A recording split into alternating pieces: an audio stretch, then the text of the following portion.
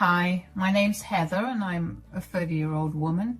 About a year ago, I realized just how toxic the relationship that I was in was. Thankfully, I had the best sister-in-law in the world to help me navigate that and help me get out of it. Not only did I manage to get out of that relationship, but I also managed to get some well-deserved revenge on my ex-husband. Let me tell you a little about my relationship with Colin. Colin and I met when we were in college. We were seniors at that time and we had a common elective. We got along well, so we went on a few dates before we decided to make our relationship official. Colin was pretty much the best thing that happened to me then. I was struggling a lot with the fact that I was so far away from home, and even though it had been years since I moved to college, I hadn't had any real friends to make me feel better about the move. Being with Colin made me feel better about being so far away from home, and I guess I just got used to that feeling. I never wanted to go back to feeling alone, so even when things between us got bad, I continued to stay with him. When I say things changed between us, I mean that Colin began to get really controlling. He began monitoring everything I did and everywhere I went. If I ever thought that I'd end up making a few friends after I graduated from university, I was severely wrong. If I wanted to interact with someone, Colin had to meet them and approve of them. I could barely even interact with my colleagues at work, because Colin did not approve of them. And if he found out that I was talking to them, he'd get mad at me and get really verbally abusive. Eventually, I had to give up working. I became a stay-at-home wife. I was even more miserable than I was before. If I didn't do what Colin wanted me to do, I'd have to hear a lot of yelling from Colin. At some point, I practically became Colin's maid instead of his wife. He'd barely spoken to me, and when he did, it was either to give me more orders or to yell at me, neither of which I wanted.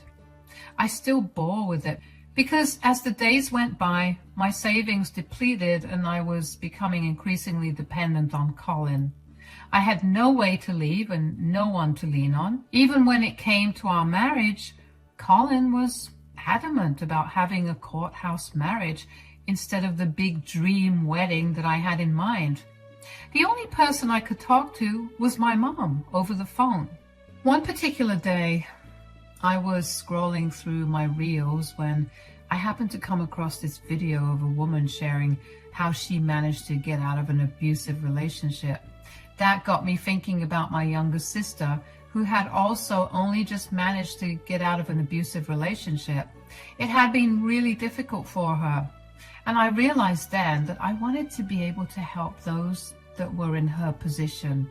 So when I got on a call with my mother later on, I told her about the idea I had to run a non-profit organization that would help victims of abuse get out of their abusive relationships. And my mom was overjoyed with the idea. She proposed investing in my business and even told me that she had friends who would love to invest in that.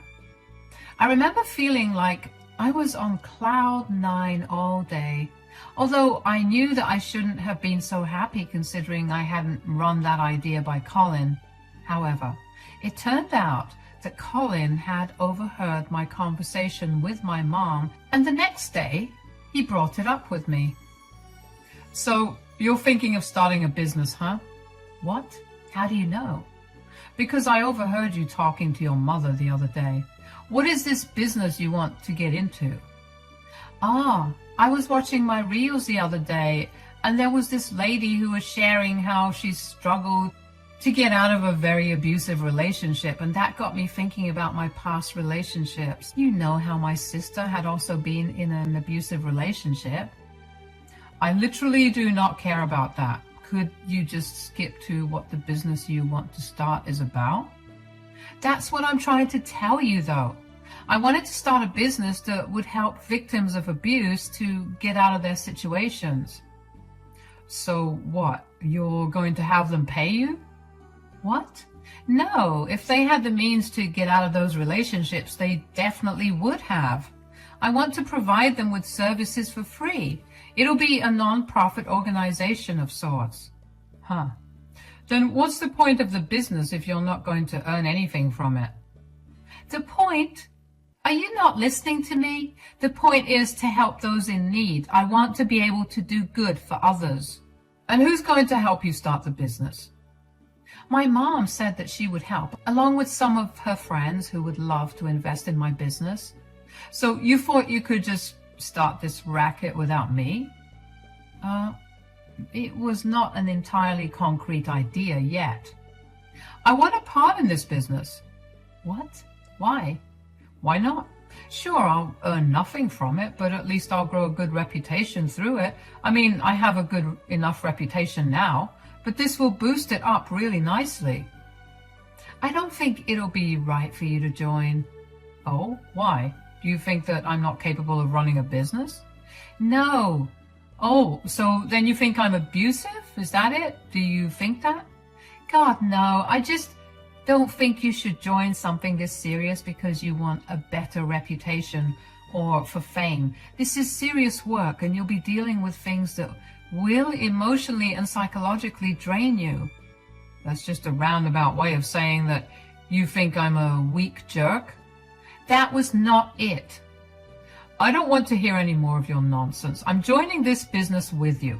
Consider it your apology for not letting me know about this idea beforehand. And don't even try to get smart with me about it.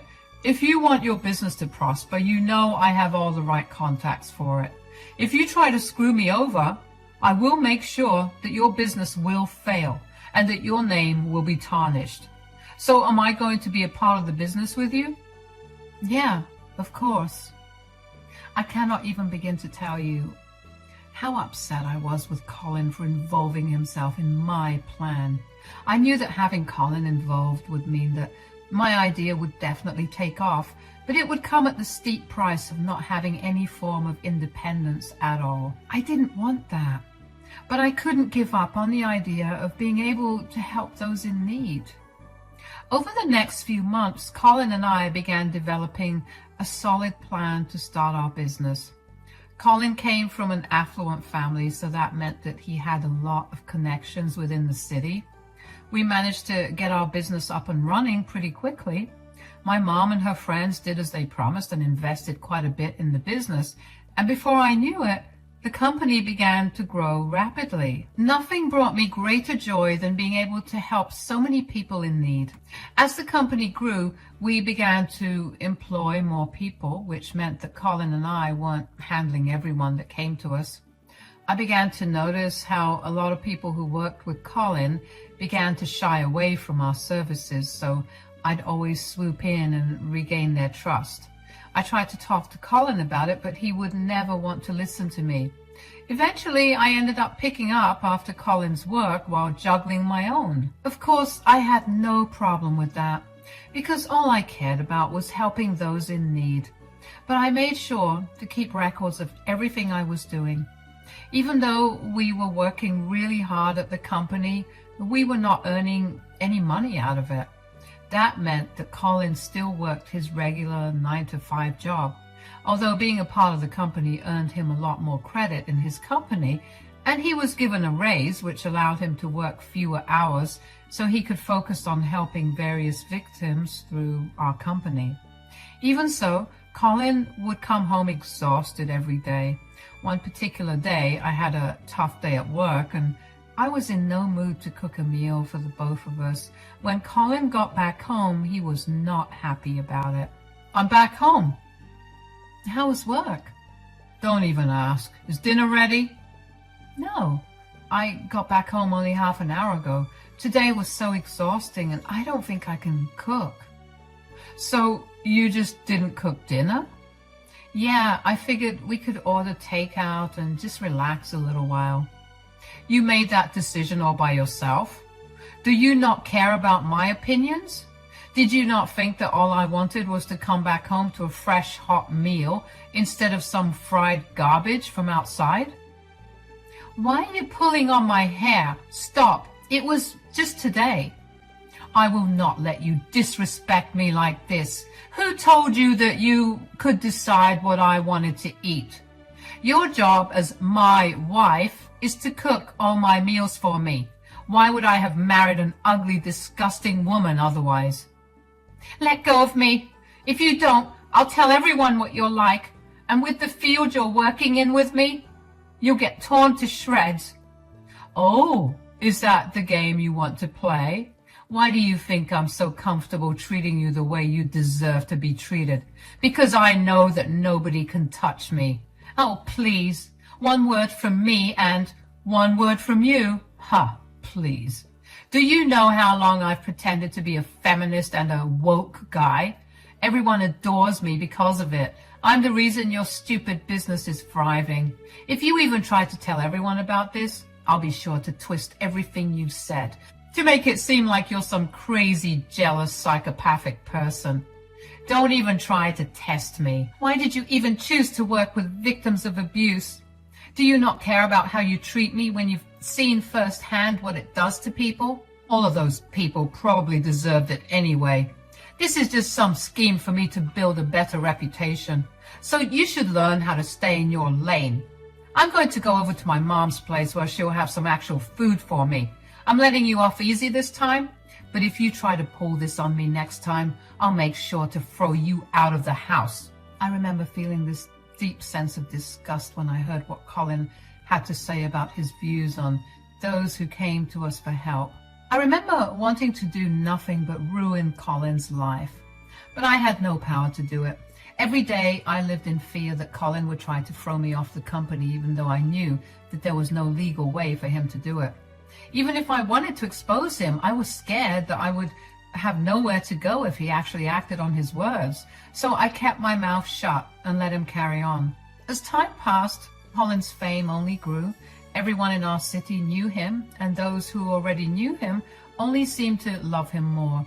I felt bitter that only I knew his true image and that I could not bring myself to admire him. His mother especially was the most proud of Colin. We would go over to her place once a month for dinner. One time during the middle of winter, she had called us over to her place for dinner. It was snowing and the weather app said that it was going to storm harder. So while we were driving over to my mother-in-law's place, I cautiously told Colin to hurry up a little. I hate to be like this, but you're going to have to speed up a little or we're going to get caught up in the snowstorm. Oh, do you ever just shut up? There's no need for you to be so rude. I was trying to make sure we got to your mom safely. Do you honestly think I'm stupid? What? What does that have to do with anything? It has everything to do with this. You always tell me things that are so blatantly obvious, like you think I have no idea what I'm doing, so you feel the need to point it out to me. Well, I'm sorry I came across that way, but I literally told you to speed up in the gentlest way possible. I didn't mean to offend you. I just happened to look at my phone and the weather app said that it would start storming harder in half an hour. Do you think I can't see that? Okay, I'm sorry. No. No? Why are you pulling over? Because you need to learn a lesson. Huh? What are you talking about? I'm tired of you thinking that you're better than me. I have never once tried to make you feel that way. I've made sure to be as passive as possible, so I know for a fact that I haven't been doing that. Do you expect me to just never speak? Is that the only way you'll think that I'm not insulting your intelligence? Who do you think you're speaking to? You know very well that you're not allowed to speak to me this way. Why do I have to be careful with the way I speak to you? I'm just really frustrated, Colin. Why do you always take everything I say as an insult to you or your personality? I've had more than enough of you. You need to get out of the car. What? It's literally storming outside. There's no way I'm getting out of this car. You're upset, and so am I. Just drive carefully, and we can figure this out at your mom's place. I am not taking an ungrateful, rude brat to my mother's house. You need to learn a good lesson so you can be put in your place. And this is me teaching you that. You think my lesson is to freeze in the snow? Absolutely. Get out of my car. No way. I'm sitting here. You can either drive or we'll just sit here on the side of the road until the storm blows over. I'm not letting that happen. Why are you getting out of the car? Come back. Colin trudged over to my side, threw my door open, grabbed my arm and yanked me out of the car. I was shocked, and before I could even react, he got back in the car and drove off. Once I recovered from the shock, I realized that I had my phone on me, so I could try to contact him. However, my phone was dead. I was in the middle of nowhere, in the middle of a storm, with no help for miles. All the dread and anxiety I felt slowly settled into acceptance of my fate. I made myself comfortable by the side of the highway and waited to see how long I would last there. I stared at nothing for almost an hour before someone walked up to me. Excuse me, are you all right? Not really. Heather? Daniela? What are you doing here? It's snowing like crazy. Why are you out in the middle of nowhere? Where's Colin? There's a funny story regarding that. Where is Colin? Tell me that first. He's at your mom's place, I'm guessing. So why are you here? Well, he left me here. What? What do you mean? We got into a pointless argument in the car. Colin got mad and decided he needed to teach me a lesson to put me in my place. What? What are you saying? Isn't Colin really passionate about treating women equally and with respect? That apparently applies to every woman but his own wife. Wait, so this has been going on for a while. I'm so sorry. I sound a little stupid right now, but this is a little mind-blowing to me. No, I get it. I see what he does on a daily basis at work, so even I would be shocked to hear that this was his real side. But yes, he's been this way since the start, really. Then why would he want to co-own the business you two have? I mean, you only started the business because you were passionate about helping women and other victims of abuse. If Colin was abusive himself, why would he want to be a part of something that's directly opposite to his values and personality? He wanted the fame and respect. Yeah, that's really embarrassing to admit out loud, but that's the truth. My God, he's disgusting. I'm not trying to victim blame or anything, but why did you never say anything about it? I would have supported you in a heartbeat, and I'm sure Mom and Dad would have too. I don't know. I would threaten Colin by telling him that I would expose him, but he would laugh in my face and tell me that he spent his entire life rebuilding a reputation around being for women, so no one would believe my claims. He told me that if I ever did something like that, he would twist my words and tell everyone that I was a jealous psychopath. And since he had a better reputation, everyone would believe him. I guess I was just too scared. My God, that's so ironic considering this is exactly what I help people with. Hey, don't be so hard on yourself. If all the heroes are busy saving everyone, who's saving the heroes? I'm hardly a hero. You're definitely a hero to the thousands of lives you've saved through your work. It's only a pity that Colin happened to be a part of it. But you have nothing to worry about. I'm going to help you get away from him without losing anything. What do you mean? What I'm saying is that we're going to teach Colin a lesson in respect. And we're going to put him in his place for being an abusive jerk. We're going to tell everyone about his true colors and let them deal with him. So you have your hands clean and you'll also have your business. I don't know. Look, I know this is hard for you to digest because Colin is your business partner and your husband, but he's also my brother. Other than being his sister, I'm also a woman, and you can't even begin to imagine the mix of emotions I'm feeling about things Colin has done to you. But mostly I feel angry, like pure unbridled rage. I want nothing but justice for you, so please let me help you out. I really appreciate your help, Daniela, but I have no idea what to do or where to begin. Don't worry about that. I'll take care of it. For now, let's get you to the hospital to make sure you didn't catch anything or get hurt. And then We'll go back to my place. But your mom's dinner. Don't worry. I'll tell her I have some emergency meeting, so I can't make it. Come on, let's get going. I remember feeling pretty disoriented partway through the conversation, so I was more than glad to follow Daniela back into her car, where she gradually turned the heat up to help me feel better. We got to the hospital pretty quickly, but other than a tinge of hypothermia, which was easily fixed with a little heat, I was completely okay.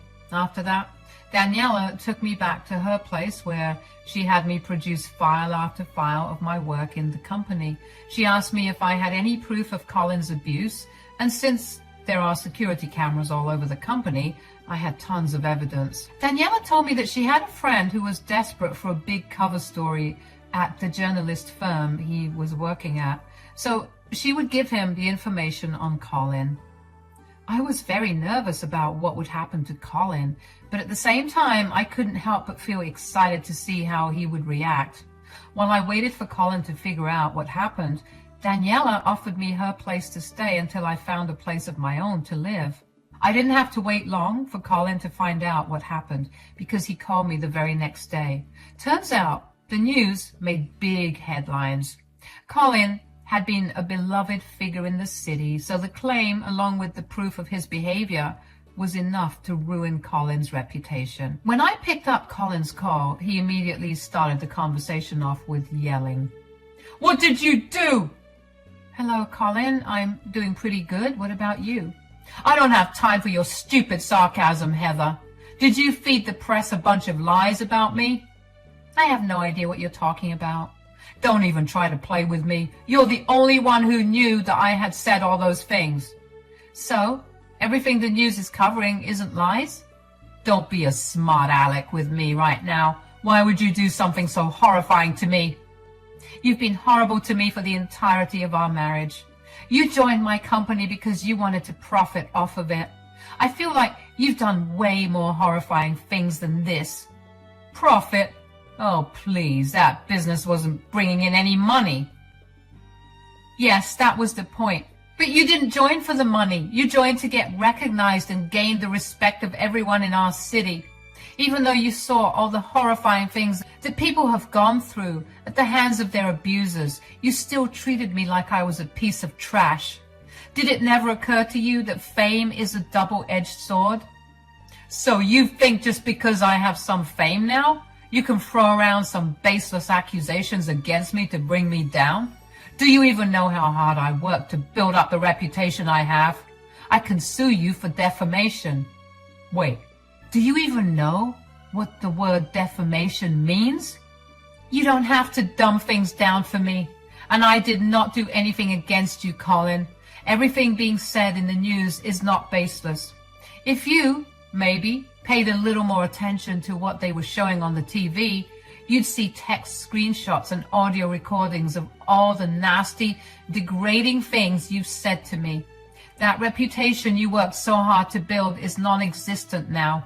You can try to sue me, but you have to prove that I approached the press with the claims against you. And even if you do, you have to prove that the evidence against you is also false." "You think I can't do that? I'll hire the best lawyers in all America if I have to." "Oh, you could definitely do that, but in that time, I'll have divorced you. You will have been kicked off the company and your reputation will be so tarnished that it'll be a while before you'll be able to bounce back to where you are now." "You stupid pig. You did all of this just because I threw you out of my car yesterday." "No, I was just trying to teach you a lesson so I could put you in your place. All the best with the future, Colin." "This conversation is not over." "Bye, Colin." Cutting the call on Colin never felt so good as it did that day. Colin tried to call me back over and over again after that, but I refused to answer his calls. Instead, I just watched as the media tore him apart. Suddenly, more people began coming forward and telling their stories of their questionable experiences with Colin. Apparently, he'd been very rash and rude with a lot of people who had come to us for help. And the only reason they accepted our help was because I was there to sort things out. And I treated them right. Colin's reputation in our city went downhill really fast after that. Everybody knew of him and his deeds. He got what he wanted the most, fame and attention, but all for the wrong reasons. The board of directors at my company decided we needed to let Colin go, and Colin's other company ended up letting him go as well. Given his new reputation, he was definitely not going to be able to get a job in our city anytime soon. Colin was obviously very, very angry about everything that happened, but I blocked him, so I didn't have to know anything about his anger. I continued to stay with Daniela, who helped me find a good lawyer to file my divorce with. Colin eventually figured out that Daniela had been helping me, and he raced over to her place to give her a piece of his mind. He found me there, but thankfully Daniela quickly shut the door on him before he could set foot in the house. The look in his eyes was genuinely terrifying, so I'm glad that Daniela acted quickly. However, just because Daniela stopped him that day, it didn't mean that Colin was going to leave me alone in general. Colin tried his best to get in contact with me every single day. Every time he saw me, he would run over to me and get in my face before yelling all sorts of profanities in my face and telling me how I had ruined his life. It got to a point where I couldn't leave my house without worrying for my safety. After a lot of consideration and deliberation, my lawyer and I filed for a restraining order during the course of the divorce. Thankfully, that stopped Colin from harassing me constantly. The divorce was difficult, to say the least. Colin tried to sue me for defamation, but like I said, I had no contact with the media, and I did nothing to sabotage his reputation. Once Colin realized that the defamation case was going nowhere, he decided to fight every single thing in the divorce, down to who got ownership of our toothpicks and chopsticks. I made sure I got what I needed and what was rightfully mine, but for the rest, I just let him take it. Aside from that, Colin quickly became an outcast in his own family. Nobody wanted to be associated with him. The very people who loved him and were proud to be related to him abandoned him. They all felt cheated that he was so capable of being so horrible to his own wife. They reached out to me and apologized profusely for not seeing any warning signs. And although I never thought it was their fault, I did feel grateful that they had it in their hearts to reach out to me. Colin ended up struggling a lot after the divorce. He blew almost all of the money he had on hiring the best lawyer he could for the divorce. His family refused to help him out, and he struggled to find a place to keep all the things he desperately fought for in court. We pretty much broke our apartment's lease as soon as the divorce was filed, so Colin had no place to stay for a long while. Daniela and I have become nothing short of best friends. I found a good paying job and moved out of Daniela's place after staying with her for 2 months out of sheer fear that Colin might do something to me. But the divorce was finalized 2 weeks ago, so Daniela and I had gone out to celebrate. We meet up quite frequently, and I'm glad that Colin's actions did not ruin my relationship with her. I managed to also get a permanent restraining order against Colin, so I sleep a lot better at night now. Things are finally looking up for me, and I'm so excited to see where life is going to take me from here on out. Thank you for listening to my story.